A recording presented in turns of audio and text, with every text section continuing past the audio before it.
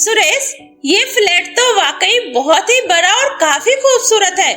मुझे तो यकीन ही नहीं होता ये हमें इतने सस्ते में कैसे मिल गया। अरे सुषमा, आजकल कौन इतना बड़ा फ्लैट ले रहा है, और ऊपर से 12वां फ्लोर। लोग ऊंचाई से डरते हैं। हमारी किस्मत अच्छी है जो हमें ये फ्लैट मिल गया। तुम खुश तो हो ना? हाँ सुरेश, बहुत ज्यादा। लेकिन मुझे यहाँ थोड़ा अजीब लग रहा है। मेरा मन बहुत घबरा रहा है। देखना सब अच्छा होगा। अभी तुम्हारा 7वां महीना चल रहा है ना, इसलिए तुम्हें ऐसा लग रहा है। तुम अभी आराम करो, मैं तुम्हारे लिए नीचे से जूस लेकर आता हूँ, ठीक है? इतना बोलकर सुरेश जूस लाने नीचे चला जाता है और सुषमा बेड पर आराम करने लगती है। थोड़ी ही देर में उसकी आंखें लग जाती है। तुम्हें यहाँ नहीं आना चाहिए था। तुमने यहाँ आकर बहुत बड़ी गलती कर दी, बहुत बड़ी। चली जाओ यहाँ से। कौन हो तुम? कौन हो? और ये तुम क्या कह रही हो? मैं तुम्हारी। तभी उसका डोरबेल बजता है और सुषमा चौंक कर नींद से जाग जाती है। कितना भयानक सपना था। लगता है सुरेश जी आ गए।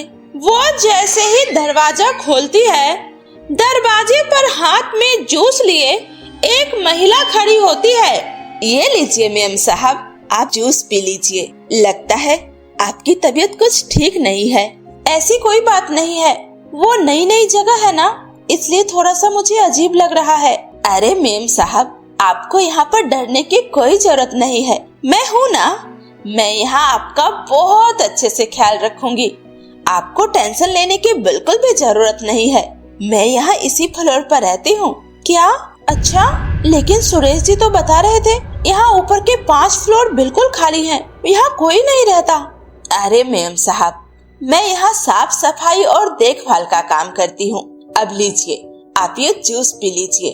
Oh thank you. सुषमा वो जूस ले लेती है और वो औरत सुषमा को एक अजीब सी नजरों से घूर घूर कर देखने लगती है। एक बात कहूँ मेम साहब, आप बहुत सुंदर हैं और देखिएगा आपका बच्चा भी बिल्कुल आपकी तरह ही सुंदर होगा, पक्का। लेकिन आपको कैसे पता कि मैं माँ बनने वाली हूँ? अरे मैडम, 4 बच्चों की माँ हूँ। औरत का पैर देखकर समझ जाती हूँ कि वो कितने महीनों की गर्भवती है। लीजिए, आप जूस पी लीजिए। सुषमा जैसे ही जूस का एक सिप लेती है, उसे उल्टी होने लगता है। अरे छी, ये कैसा अजीब सा जूस है। इसमें से तो बहुत ही गंदी बदबू आ रही है। लगता है आपको पसंद नहीं आया। कोई बात नहीं मेम साहब, मैं आपके लिए दूसरा जूस लेकर आती हूँ। इतना बोलकर वो औरत वहाँ से लिफ्ट से चली जाती है और सुषमा अपना मुंह साफ करती है। तभी उसका पति सुरेश वहाँ आता है। सुषमा, तुम ठीक तो हो ना? ये देखो, मैं तुम्हारे लिए जूस ले आया। अब जल्दी से इसे पी लो, फिर हम दोनों डिनर करने के लिए कहीं बाहर चलते हैं। ये सुनकर सुषमा के होश उड़ जाते हैं। इसका मतलब जूस तुमने नहीं भिजवाया था? कौन सा जूस? मैं तो अभी आया हूँ। सुरेश, मुझे यहाँ कुछ भी ठीक नहीं लग रहा। अभी यहाँ पर एक औरत जूस लेकर आई थी। वो बहुत अजीब थी। वो मुझे बिल्कुल भी ठीक नहीं लग रही थी। वो मुझे घूर घूर कर देख रही थी और उसने मुझे एक अजीब सा जूस पीने को दिया। सुषमा, ये तुम कैसी बातें कर रही हो? इस पूरी बिल्डिंग में हमारे सिवा कोई नहीं रहता। अभी यहाँ कंस्ट्रक्शन का काम चल रहा है, फिर कोई औरत यहाँ पे कैसे आ सकती है? जरूर तुमने कोई सपना देखा होगा। प्रेगनेंसी में अक्सर ऐसे होता है। अब तुम ज्यादा मत सोचो। नहीं सुरेश, मैं सच कह रही हूँ, ये कोई सपना नहीं था। ये देखो, अरे ये जूस की गिलास कहाँ चली गई? अभी तो यहीं पर रखी थी। सुषमा, प्लीज शांत हो जाओ, तुम्हें वहम हो रहा है। तुम अब ज्यादा मत सोचो और आराम करो। हाँ, तुम सही कह रहे हो। ऐसे ही कुछ दिन बीत जाता है। एक दिन सुषमा अपने कमरे में सो रही होती है, तभी उसके कानों में फिर से वही आवाज गूंजती है। मैंने तुम्हें पहले ही चिताया था, लेकिन तुम नहीं मानी। चली जाओ यहाँ से। कौन है? हे भगवान, फिर से वही बुरा सपना। तभी सुषमा के फोन की घंटी बजती है। हेलो सुषमा, तुम जल्दी से तैयार होकर नीचे आ जाओ। आज हमें चेकअप के लिए जाना है। ठीक है जी, उसके बाद सुषमा तैयार होकर नीचे जाने के लिए लिफ्ट लेती है। वो जैसे ही लिफ्ट में घुसती है, लिफ्ट का दरवाजा धीरे धीरे बंद हो जाता है और लिफ्ट नीचे जाने की जगह ऊपर जाने लगती है। ये नीचे क्यों नहीं जा रही? मैंने तो ग्राउंड फ्लोर दबाया था। अरे रोको, कोई इस लिफ्ट को रोको। ये ऊपर कहाँ जा रही है? तभी अचानक लिफ्ट की लाइट भी चली जाती है और लिफ्ट ऊपर 15वें फ्लोर पर जाकर रुकती है और वो जूस वाली महिला लिफ्ट के अंदर आती है और फिर लिफ्ट चलने लगती है। तुम? क्या हुआ? मुझे देखकर आपको अच्छा नहीं लगा मेम साहब? ये लिफ्ट फिर से ऊपर क्यों जा रही है? ऊपर तो फ्लोर भी नहीं है। मेम साहब, कुछ जगह कुछ खास लोगों के लिए होती है। लिफ्ट रोको लिफ्ट को, मुझे बाहर जाना है मुझे। नहीं, अभी नहीं, बस थोड़ी देर और। तुम कौन हो और मेरे पीछे क्यों पड़ी हो? पीछे तो मैं हर उस महिला के पड़ जाती हूँ जो गर्भवती होते हुए भी यहाँ पर आती है। देखो मुझे बहुत घुटन हो रही है।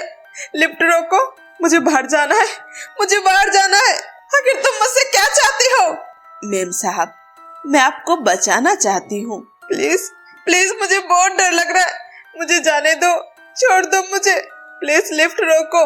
सुरेश जी कहाँ हैं आप? इतना बोलकर सुषमा बेहोश हो जाती है। थोड़ी देर में लिफ्ट नीचे आकर रुकती है और लिफ्ट का दरवाजा खुलता है तो अंदर सुषमा बेहोश पड़ी होती है। सुषमा, तुम ठीक तो हो ना? क्या हुआ सुषमा को? सुरेश सुषमा को जैसे तैसे बाहर उठाकर लाता है। तभी लिफ्ट में शॉर्ट सर्किट होता है और लिफ्ट में आग लग जाती है। वो माय गॉड! सुरेश जल्दी से फायर ब्रिगेड को फोन करता है और सुषमा को हॉस्पिटल लेकर जाता है। अगले दिन सुषमा को होश आता है। तभी उस बिल्डिंग का चौकीदार उनसे मिलने आता है। साहब, एक बात बोलूं? आप ये फ्लोर खाली कर दें। यहाँ मत रहिए, क्योंकि इस बिल्डिंग का लिफ्ट ये भूतिया लिफ्ट है। इसमें अक्सर ही ऐसे शॉर्ट सर्किट होते रहते हैं। एक बार पहले भी एक गर्भवती महिला की मौत हो चुकी है। आप बहुत भाग्यशाली हैं जो उस दिन बच गए। चौकीदार की बात सुनकर सुरेश और सुषमा के चेहरे का रंग उड़ जाता है। क्या चौकीदार अंकल जी, पहले भी? जी मैम साहब, 5 साल पहले एक गर्भवती औरत लिफ्ट में फंस गई थी और फिर शॉर्ट सर्किट हुआ और फिर आग लग गई। कोई उसे बचा नहीं पाया। सुरेश जी, मैं वहाँ नहीं रहूंगी। ठीक है सुषमा, मैं आज ही तुम्हें गांव लेकर चलता हूँ। हाँ सुरेश जी। सुषमा को फिर से वही फुसफुसाहट सुनाई देती है। मैंने तुम्हें बचा तो लिया, लेकिन अब इस लिफ्ट से कोई नहीं बच पाएगा, कोई नहीं। क्या हुआ सुषमा? सुरेश जी, फिर से वही बुरा सपना। सुरेश उसी दिन वो फ्लैट बेचकर गांव जाने का फैसला करता है। कुछ दिनों बाद सुषमा एक स्वस्थ बच्चे को जन्म देती है। तभी टीवी में एक न्यूज आता है। शहर की एक बड़ी बिल्डिंग में अचानक भीषण आग, लिफ्ट में शॉर्ट सर्किट। सुषमा का दिल धड़कने लगता है। स्क्रीन पर वही बिल्डिंग दिखाई देती है। वो मन ही मन उस महिला का धन्यवाद करती है।